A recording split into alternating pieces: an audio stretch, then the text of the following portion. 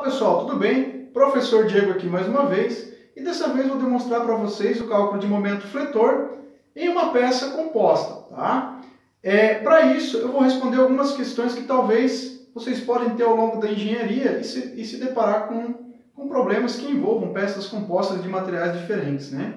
Então a primeira pergunta seria o seguinte: você consegue calcular o momento fletor individual de cada peça, sendo que você tem tensões admissíveis diferentes, né? Como que eu faço para homogeneizar uma peça que é composta de vários materiais? Outra pergunta, é mais fácil você perder o amigo no jogo de tabuleiro do professor ou é mais fácil perder a mulher no jogo do bicho? E a última pergunta será que a engenharia depois dos 40 afeta a rapidez de raciocínio? Não sei, talvez sejam só algumas perguntas que eu mesmo tenho, umas dúvidas que eu tenho. Talvez não sejam as dúvidas de vocês, né? Não sei, também não garanto se elas vão ser todas respondidas nesse vídeo, mas para isso vocês vão ter que acompanhar. Só antes eu vou deixar uma frase de efeito aqui, né? De um autor desconhecido, desculpa, realmente eu não pesquisei a fonte da autoria dessa frase, tá? Mas como eu peguei uma peça de aço junto com duas peças de madeira, eu gostaria de recitar essa frase que é bem importante na área aí, principalmente para você que é marceneiro. Mas a frase diz o seguinte: tava no fluxo, avistei a novinha no grau. Sabe o que ela quer? Pau, pau, pau, ela quer pau. Então depois dessa célebre frase, né, intuitiva para as nossas vidas, venham com exercícios, venham comigo aqui, hashtag confia no pai que vai dar tudo certo, beleza? Bora para o exercício então. Após essa breve introdução reflexiva, né, diga-se de passagem, eu sempre gosto de estar introduzindo alguma coisa de vocês, né, que Deus o livre, mas vamos às etapas então para a resolução de problemas que envolvem momento fletor ou tensões de compressão e tração, né, tensões admissíveis e resistência dos materiais, principalmente de elementos compostos, onde eu tenho mais de um elemento na minha peça, né.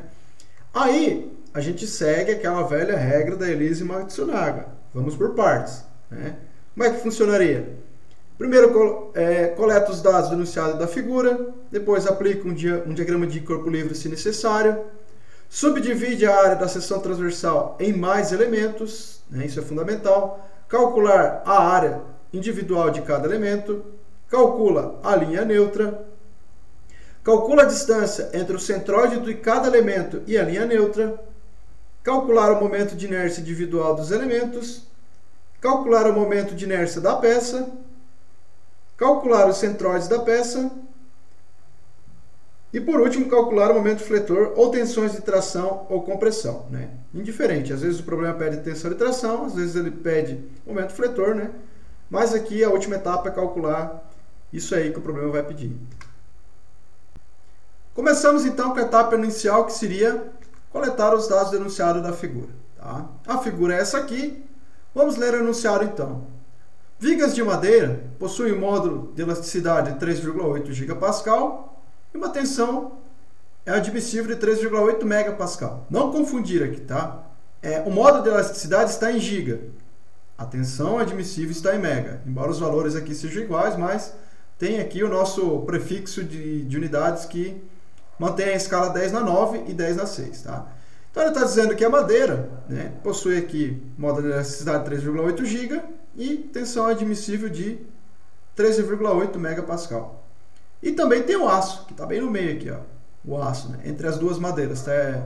É a vulga dança do machixe, né? Para quem não sabe, a dança do machixe é um homem no meio e duas mulheres fazendo um sanduíche. Mas aqui é só a chapa de aço e duas madeiras mesmo, né? Módulo de elasticidade do aço, 200 GB e a tensão admissível de 151,6 MPa. Tá? Elas são parafusadas firmemente para formar os elementos compostos mostrados, que está aqui, né? A dança do machixe. Determine os maiores momentos fletores admissíveis quando as vigas forem flexionadas em torno do seu eixo horizontal. Então aqui eu não consigo ver, mas é como se fosse aqui um eixo horizontal e tem um momento aqui que está tentando fletir, né? A viga nesse eixo horizontal aqui. Então, o que ele quer saber? Ele quer saber quais são os momentos fletores aí, né? admissíveis, tanto para madeira, né? Individual para madeira e individual para o aço. Então vamos lá. A próxima etapa, né? Ele quer descobrir aqui os momentos, eu vou deixar aqui minha incógnita, mas a próxima etapa é aplicar um diagrama de corpo livre. Não tem necessidade, porque ele já está dando a tensão admissível, só preciso saber o momento máximo, né? Para isso, né, nós já vamos seguir para a terceira etapa. Próxima etapa, então, subdividir a área da seção transversal em mais elementos, né? Então aqui que a gente vai começar a tomar um pouco mais de cuidado, ó, né? Vamos desmembrar o machixe aqui, né? Vamos desmembrar isso aqui em cada elemento. Então eu tenho aqui uma peça do lado esquerdo de madeira, com essas dimensões aqui, né? Já consigo achar o centroide individual da peça também, que é metade aqui, né? 250 milímetros, 125. Tem a nossa chapinha de aço, né? Que seria o homem no meio, né? E a segunda mulher ali, né? Da dança do machixe seria a peça de número 3, que é a peça de madeira aqui do lado direito, tá? Então essa aqui é a nossa separação, né? Separamos os elementos em cada um com suas devidas dimensões aqui, tá? Conforme está na figura. Aí chega uma etapa, né? Uma etapa nova que antes não existia nos problemas de momento fletor, que será encontrar o coeficiente de homogeneização. O que seria esse coeficiente? A peça ela é composta, né? Por sorte aqui nós temos a composição de apenas dois materiais, tá? Que são a madeira e o aço. Então o que vai acontecer? Existe uma relação, né, entre os módulos de elasticidade de ambos, que é conhecido como coeficiente de homogeneização. Existe uma fórmula para isso, né? Então assim, ó, sempre você vai pegar, tá? Sempre você vai pegar o módulo de elasticidade, né? Primeiro, para a própria madeira, porque assim, ó, analise primeiro o seguinte: eu tenho aqui a madeira, o módulo de elasticidade dela é bem menor, mas bem menor mesmo, né? Porque aqui está 13,8 GB e para o aço está 200, tá? Então, sigam essa regra aqui que eu vou falar para vocês, ó. O módulo, o material que possui o menor módulo de elasticidade, o seu coeficiente de homogeneização, essa palavra é difícil, individual, é o módulo de elasticidade dele dividido pelo módulo de elasticidade dele mesmo, tá? Então sigam essa regra aqui, vou repetir. Primeiro você separa qual dos dois tem o menor ou menor módulo de elasticidade, nesse caso é a madeira. Então, o material que possui menor módulo de elasticidade, o seu coeficiente, né, de homogeneização será o próprio módulo de elasticidade dividido por ele mesmo. Então tá aqui, ó. Eu peguei o próprio módulo de elasticidade da madeira e dividi por ele mesmo, tá? Então o coeficiente de homogeneização da madeira vai ser igual a 1, tá? Sigam fielmente essa regra, não vai ter erro, tá? Não vai ter erro.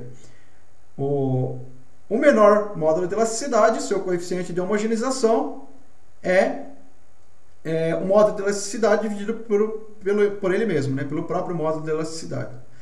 Já para o material que possui um módulo de elasticidade maior, vai ser o módulo de elasticidade dele mesmo dividido pelo módulo de elasticidade menor. Então tá aí, ó, tá? Para o aço, né, ele possui um módulo de elasticidade maior, o seu coeficiente de homogeneização é o módulo de elasticidade dele mesmo dividido pelo módulo de elasticidade do material que possui menos um módulo de elasticidade menor, né? Então, para ele, o seu coeficiente de homogeneização é de 14,49, aproximadamente 14,5, né? Aqui eu coloquei mais casos depois da vírgula, mas só para vocês estarem cientes dessa regra, tá? Jamais esqueçam dessa regra, porque vocês vão precisar dela ao longo dos exercícios, ao longo do capítulo 4 aí do livro do Beer, tá? Então, seguiu essas regras aqui, é meio caminho andado, a gente pode dar continuidade para as próximas etapas. Próxima etapa agora será aplicar o método da peça transformada. O que seria esse método? Vocês viram aqui que o aço possui o coeficiente de homogeneização maior, né? Que dá aproximadamente 14,5. Esse coeficiente de homogeneização, ele implica na área da peça, né, que possui esse módulo de elasticidade maior. Tá? Já que ele vai implicar na área, qual que é a estratégia desse método aqui? Tá? Livro nenhum vai falar isso para vocês, mas eu vou explicar aqui como é que ele funciona. Já que ele é proporcional à área, ele vai multiplicar apenas um dos elementos para não influenciar, né, uma das medidas aqui da peça, para não influenciar o meu centroide inicial. Né? Se eu já tenho aqui a altura de 250 milímetros da peça e também eu sei que o centroide é 125, o centroide dessa peça, para mim não interferir nessa medida do centroide e eu não aumentar essa altura aqui, eu vou ter que aumentar, né, ou transformar a base da peça, tá? Para ela manter o mesmo centroide. Então, assim, eu preciso modificar essa área. Basta, né, já que o coeficiente vai multiplicar a área, é a mesma coisa que eu multiplicar um dos lados, né, porque o lado vai multiplicar o outro lado e vai ser a área de qualquer forma. Tá? Lógico que vocês vão ver o livro resolvendo, às vezes, problemas que ele implica direto na área. Ele nem vai explicar, ele nem vai dizer que ele pegou apenas um elemento aqui. Né? Às vezes ele pega assim, ele esquece que pode ser por um elemento e ele aplica direto na equação da área lá depois. Mas vai dar na mesma, tá? É o mesmo princípio. Eu prefiro, já que nós temos elementos certinhos aqui separados, vamos aumentar esta base aqui do elemento 2. Como que faz isso? Pego o valor que eu já tinha da base, que era 12,5 milímetros, e multiplico pelo coeficiente de homogeneização do próprio aço, que a gente já calculou. Tá?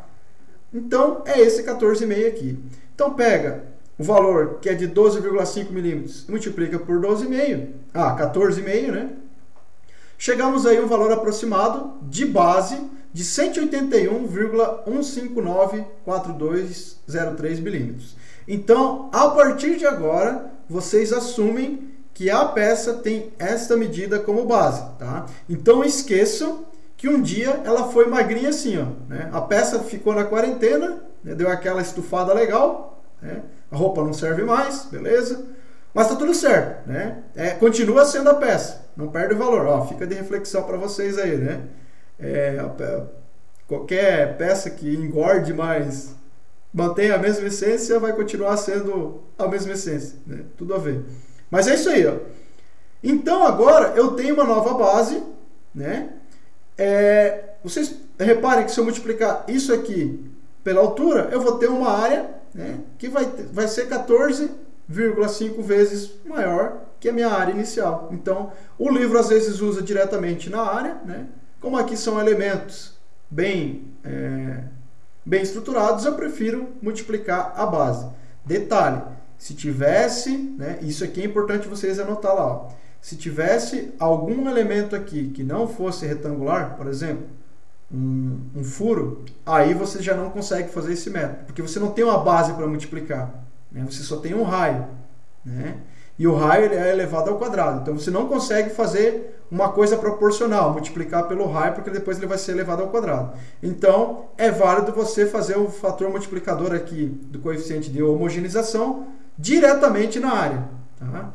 Aí sim, o livro, né, explica lá, quer dizer, explica entre aspas, né, tá subjetivo, só tá jogado lá, você que tem que interpretar, né? Mas aqui eu explico para vocês, esse fator multiplicador sempre interfere na área, né? Por isso que eu resolvi dar uma engordada nessa peça aqui. Então, como regra também importante, vale vocês deixar anotado aí no caderninho o seguinte: a peça transformada será sempre a que tiver maior módulo de elasticidade. Eu jamais vou transformar a madeira, por exemplo, aqui, né? Não vou transformar a madeira. Vou sempre transformar a peça que tem o maior módulo de elasticidade. Por isso que deu um coeficiente maior aqui. Tá? Professor, mas se fosse aqui duas chapas de aço, né, na esquerda e na direita, e a madeira no meio? Indiferente. Você teria que dar um jeito de transformar ambas as peças aqui, ó. Multiplicar cada uma das duas, tá? Individuais. Você ia pegar esse N aqui e multiplicar cada uma das duas e a peça mudaria de geometria. As duas ficariam mais gordinhas, tá? Enquanto que a madeira aqui no meio estaria intacta. Então, sigam sempre essa regra, não vai ter erro. É assim que funciona os problemas de peças compostas em resistência dos materiais, ok? Dito isso aqui, foi até extenso essa explicação, né? Vamos para a próxima etapa. Próxima etapa, bem simples, essa aqui é a mais querida de todos, né? Calcular a área dos elementos. Peças retangulares, piada para vocês, né? Lado vezes lado. Lembrando aqui que o nosso aço já deu aquela quarentenada aqui, né? Já está mais robusto, né? Está mais graúdo, mais roliço, né? Mais gordinho. Então vamos lá. Área base vezes altura, né? Então vai colocando os valores aí, ó, sempre lembrando em converter para metro, né? Quem quiser trabalhar no sistema internacional, né? Então temos a área 1 aí de 0,01875 metros quadrados. Área 2, agora que eu vou mexer na gordinha aqui, né? Ó, veja que eu já coloquei o valor de base transformada da peça e temos aí o valor da área transformada. Faz o teste lá, pega e multiplica base vezes altura da medida anterior, né? Aí o valor que der de área multiplica pelo coeficiente aqui de homogeneização. A resposta vai dar o mesmo. Então por isso que eu falo que esse coeficiente ele trabalha sempre na área, né? Ele é sempre um fator multiplicador de área.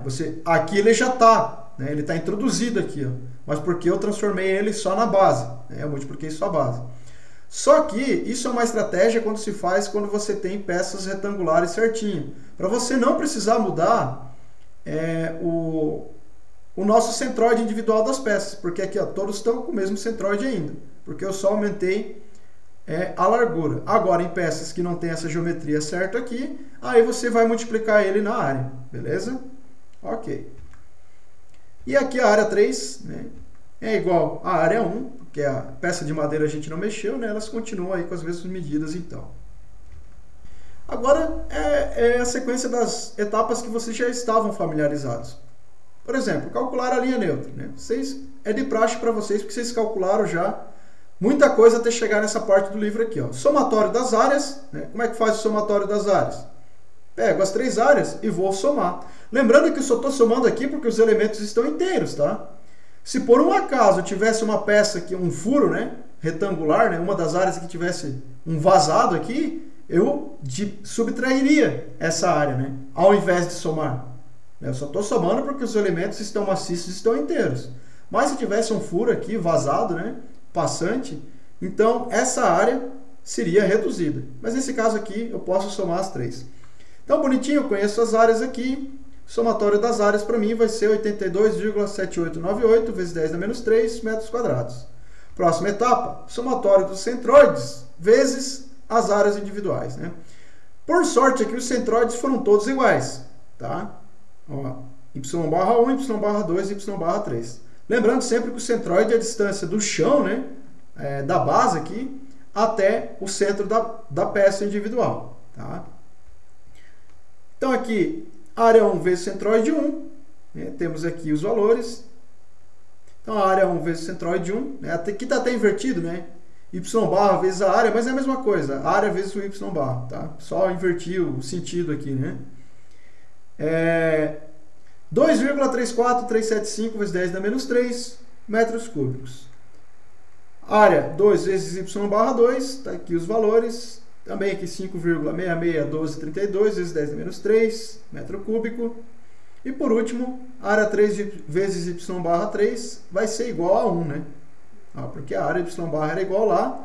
E agora? Né? Agora vem aquele momento que eu falo para vocês, né, que eu vou somar todos eles, né?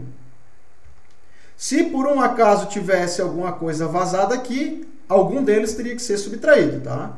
Sempre a área que está furada, está vazada, né, não é maciça, ela é descontada ao invés de se somar. Nesse caso não é, está tudo maciço aqui, então eu somo as 3 e chegamos aí no somatório do y barra vezes a área de 10,348732 vezes 10 a menos 3 metros cúbicos. Próxima etapa agora, calcular a linha neutra de forma direta aqui, né? Que é o somatório do y barra vezes a área sobre o somatório das áreas. Tem aqui os dois valores, acabei de calcular. Faço essa divisão aí e a minha linha neutra deu exatamente 125 milímetros aqui, ó, né? Era até meio óbvio, né? Você olha aqui, os centroides são iguais para todos, né? Só que eu quis demonstrar matematicamente para vocês que a linha neutra, né, ela vai ser aqui. Existem livros, e vocês vão ver, o próprio Beer eu já vi fazer isso, que ele coloca direto o resultado da linha neutra aqui. Né? Quando ele vê que as geometrias são iguais, né? Principalmente em suas alturas, ele já coloca que a linha neutra aqui é igual. Né? Mas eu quis demonstrar para vocês matematicamente que é assim que funciona. Por que isso? Porque vai existir, tá, na lista de exercício, peças que esse centroide individual, eles não são iguais. Não são iguais. Mas o método de calcular é esse aqui. E você daí vai chegar na resposta correta. Né? Isso o livro não explica, né? Tem a regra, isso a Globo não mostra. Isso aqui o livro não explica. Mas eu estou demonstrando para vocês matematicamente como que se chega no valor da linha neutra. Então tá aqui, ó. Onde é que está ela aqui, né? Bem no meio, né? De todas as peças aqui. Então a linha neutra é igual a 0,125 milímetros. Desculpa, eu falei milímetros aqui, né? Mas é 0,125 metros. Na verdade é 125 milímetros, tá? Só corrigindo aqui, né? A errata do dia. O que vem a próxima etapa agora? Calcular a distância entre o centroide do elemento e a linha neutra. Olha só que ironia. Se eu tenho a minha linha neutra que está bem aqui, ó, minha linha neutra está bem aqui, a minha distância entre o centroide e a linha neutra, né, é o mesmo 125. Ó, né? Então, olha só, se eu pegar o D1, né, aqui pode ter, para cada peça que vai ter o seu D, né, indiferente se for para... às vezes, quando a linha neutra não está bem no centro, você vai ter um para cima e outro para baixo, lá na força de compressão, né? Mas o que vai acontecer? Uma de compressão e outra de tração. Mas aqui está bem no meio, tá? Então nós vamos ter o D1, né? Aí para a peça de número 2, nós vamos ter o D2, mas mantenha o respeito. E depois, na peça de número 3, nós vamos ter o D3. Aí, olha o que é o D1. É a linha neutra menos o Y/1, tá? Só que os valores são iguais. Então essa distância aqui, ela vai ser nula. E aí vai ter outra explicação que o livro não fala, que eu vou demonstrar para vocês. Todas essas distâncias aqui, elas vão ser nulas. Ó. D1, D3 e o D2, mas mantenha o respeito. Por que elas são nulas? Né? Porque ela é a distância sempre o centroide e a linha neutra. Mas a distância é a mesma. Né? A distância é a mesma, então aqui vai ser nulo. Aí, no próximo passo, que é calcular o momento individual de inércia, né? O que vai acontecer? Geralmente nós calculamos, e eu vou demonstrar um método aqui para vocês, as inércias individuais de cada elemento e depois somamos essas inércias, né, com a equação geral da inércia total. Só que quando eu tenho esse Dzinho aqui nulo, né, que eu tenho um termo lá que é a área vezes o Dzinho ao quadrado, eu automaticamente elimino esse termo, então vai ser só o somatório das três inércias individuais. Os livros, eles colocam direto o somatório das inércias individuais, mas não explicam o porquê, né? E às vezes você olha o problema e diz, poxa, agora ele colocou a soma das inércias individuais. Agora não, agora ele está usando o bendito do Dzinho. Por que ele faz isso? Porque justamente existe um momento que o Dzinho aqui é zero, e daí no fator multiplicador aquele termo vai ser anulado. Então olha só, calculamos a inércia individual da primeira peça, né? Temos aqui valor de base e valor de altura ao cubo sobre 12. Temos a inércia da peça 1, de madeira. Beleza. Vou para a inércia 2, que é aquela nossa peça que nós transformamos, a peça de aço, tá? Então agora a nossa base aumentou, né? Ainda a altura continua sendo a mesma.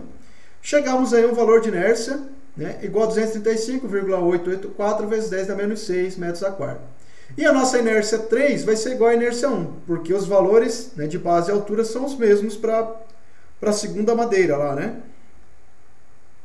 Então tá aí, ó. A inércia de número 3, também calculamos 97,65625 vezes 10 a menos 6 metros a quarto. Agora vamos à próxima etapa, onde eu vou demonstrar para vocês que isso aqui vai acabar anulando um termo multiplicador da área ali, né? Próxima etapa, então, será calcular a inércia total das peças, né?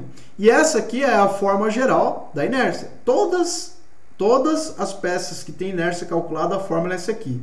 Embora algumas ela não aparece, é essa fórmula aqui, tá? E o livro, acaba ocultando algumas coisas de vocês, mas o pai vai explicar aqui. O pai não deixa passar nada aqui, o pai vai explicar certinho. Então olha o que vai acontecer.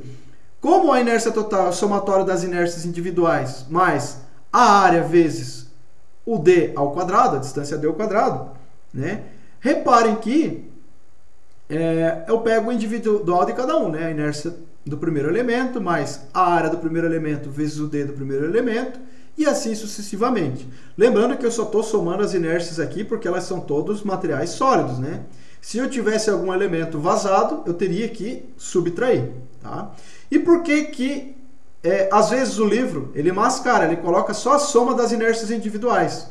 Aí você fica, poxa, primeiro ora ele está resolvendo um problema somando as inércias individuais, e ora ele está resolvendo o problema calculando o Dzinho aqui de cada um. Mas o que acontece aqui? É porque, no nosso caso, o Dzinho de todos eles foi zero, né? Do D1, o D2 mas mantém o respeito, e o D3. Então, o que vai acontecer?